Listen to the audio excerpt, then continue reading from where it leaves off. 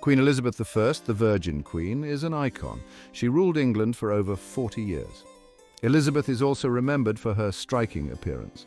She was famous for her pale skin, enhanced with makeup. Her look became a powerful symbol of power and authority. Elizabeth used her appearance to project strength and majesty, but her iconic look came at a cost, as her makeup contained lead.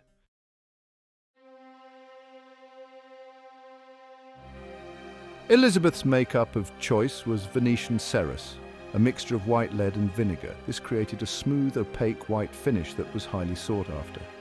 Lead is a toxic heavy metal with devastating effects on the body. Regular use of lead-based makeup could lead to health problems like lead poisoning. Despite the risks, Elizabeth continued to use Venetian ceruse. This highlights the complex relationship between power, image, and health. The lengths to which women would go to conform to beauty standards were extreme. During the Elizabethan era, a pale complexion was the epitome of beauty. Women with tanned skin were often associated with the lower classes.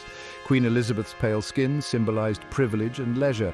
This aesthetic preference was reinforced through portraits and literature. By adhering to this beauty standard, Elizabeth reinforced her image as a superior ruler. Queen Elizabeth embraced the pale look to project strength and authority. A youthful appearance was crucial to her strategy.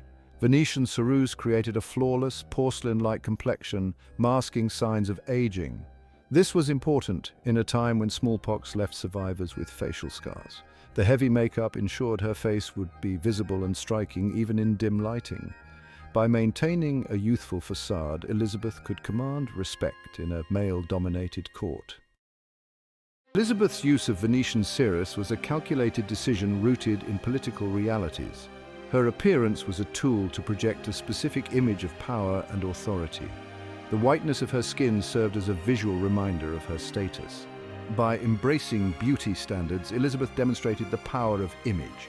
Her iconic look became a symbol of her reign and strategic brilliance. The creation of Venetian cerus required a delicate touch and an understanding of alchemy. The key ingredient, white lead, was extracted from lead metal through a laborious process. Lead was exposed to vinegar fumes, producing lead carbonate. This was ground into a fine powder and mixed with vinegar. The final product was a thick paste stored in ornate jars. The laborious production and limited availability made it a prized possession among the elite. The application of Venetian ceruse was a meticulous ritual. Women used rosewater, honey, and ground almonds to cleanse the skin. They painted the ceruse onto their faces, necks, and décolletage. Multiple layers were applied to achieve a smooth, opaque finish. Rouge was added to the cheeks and lips for a dramatic effect. This created a mask-like appearance, distancing the wearer from her natural look. The application of Venetian cerus was a symbolic ritual. The whiteness was associated with purity and divinity. For Elizabeth, it reinforced her image as a virgin queen. The cerus became a marker of status and wealth. It was a visual shorthand for power and privilege. Elizabeth's daily ritual of applying ceruse was a calculated performance to reinforce her authority.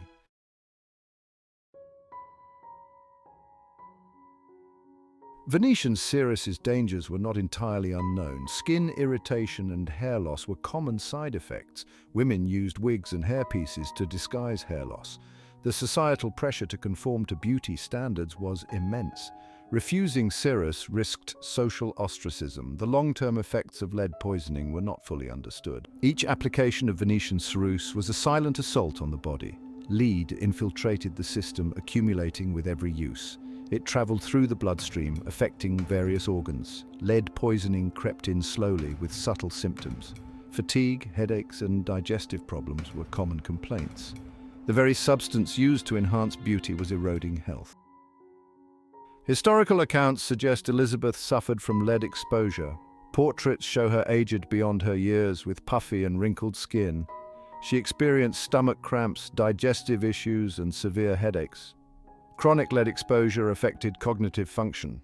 The pursuit of eternal youth may have contributed to her premature aging. The substance meant to enhance her image may have hastened its demise.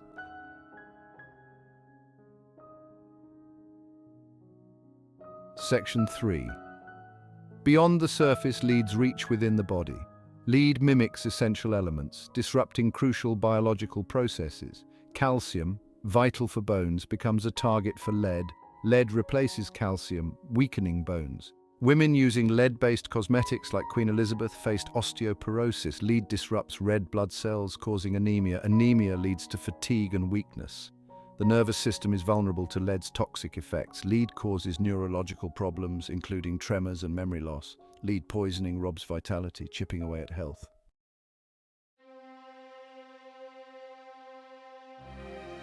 Section 4. A legacy of lead, unmasking the hidden costs of beauty. Queen Elizabeth's story serves as a stark reminder of the hidden dangers of beauty standards. Venetian Ceres's legacy lingers in the pursuit of unattainable beauty ideals. Societal expectations and media portrayals can lead individuals down dangerous paths. The rise of cosmetic surgery echoes the desire for quick fixes and artificial perfection. Scientific advancements have led to the ban of lead in cosmetics. Embracing a holistic approach to beauty can break the cycle of sacrificing health for appearance.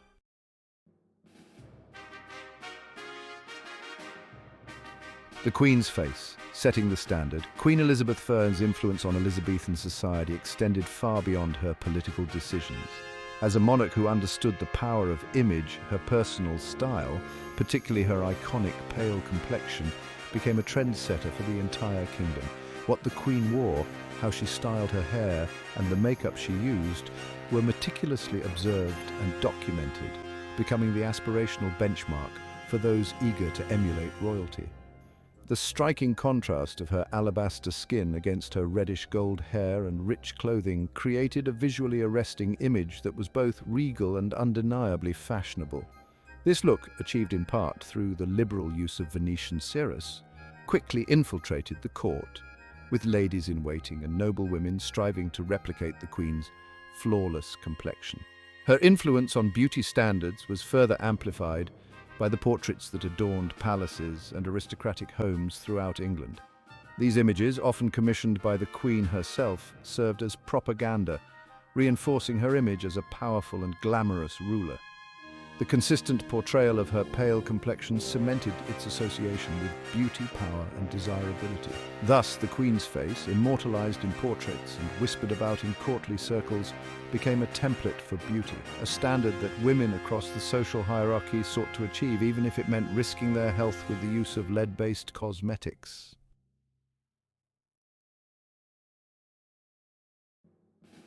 A court of pale imitations, fashion and aspiration. The Elizabethan court was a stage for showcasing the latest fashions and beauty trends. Noble women meticulously copied the Queen's style, from gowns to lipstick. The Queen's pale complexion, achieved through Venetian ceruse, became a coveted symbol.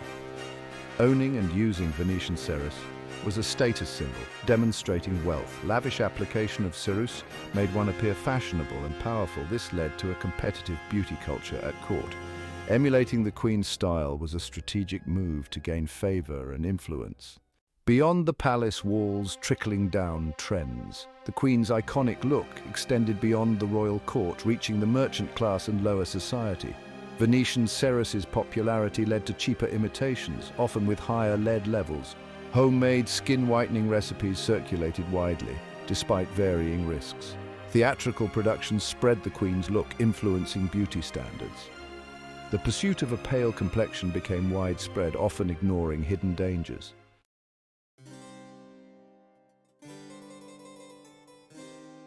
The Elizabethan era's obsession with pale skin, fueled by Queen Elizabeth's iconic look, left a complex legacy. On the one hand, it reinforced existing social hierarchies, with access to the most sought-after beauty products like Venetian ceruse serving as a tangible marker of wealth and status.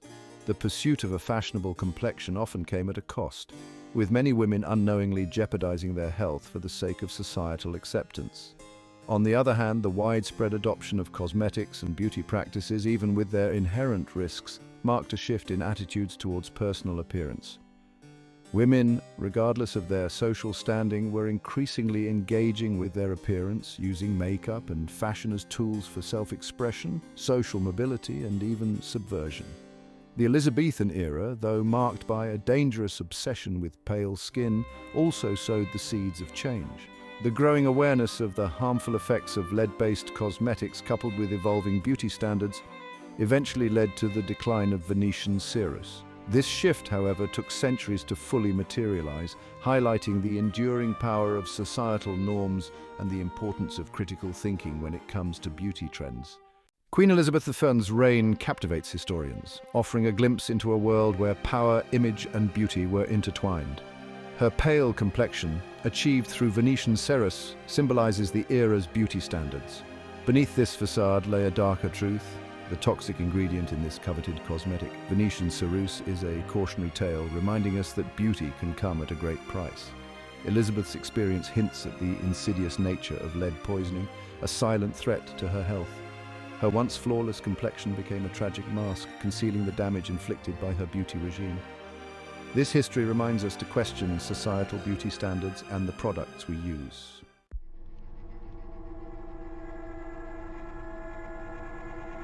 While Venetian cerus may seem like a relic of a bygone era, the pursuit of artificial beauty persists in modern society, often fueled by similar societal pressures and a desire to conform to ever-evolving standards.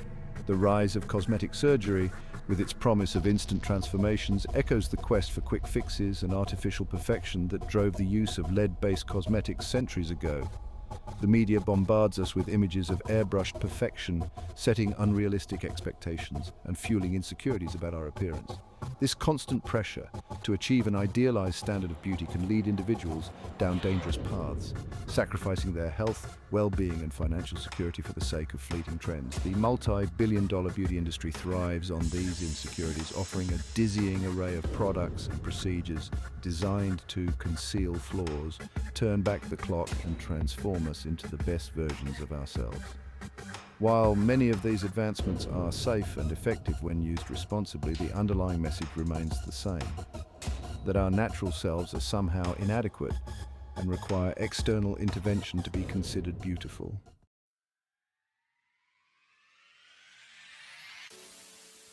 Despite the enduring allure of artificial beauty, a growing movement towards authenticity and self-acceptance is emerging. Individuals are challenging traditional beauty standards, embracing their individuality and redefining beauty on their own terms.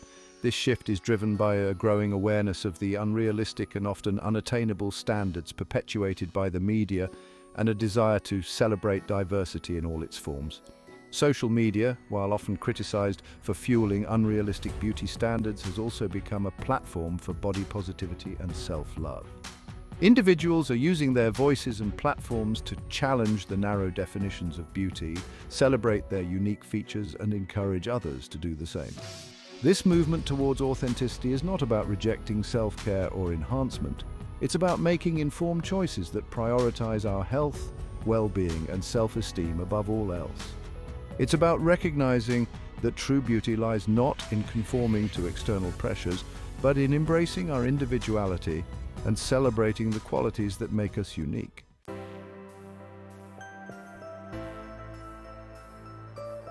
As we navigate the complex landscape of advancements, the story of Queen Elizabeth I and her toxic pursuit of a fashionable complexion serves as a powerful reminder of the importance of making informed choices. We have a responsibility to educate ourselves about the products we use, to question the messages we are bombarded with, and to prioritize.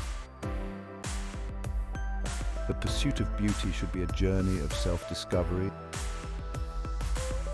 ideal. By embracing our authentic selves, celebrating diversity, and prioritizing our health, we can break free from the shackles of toxic beauty standards and redefine beauty.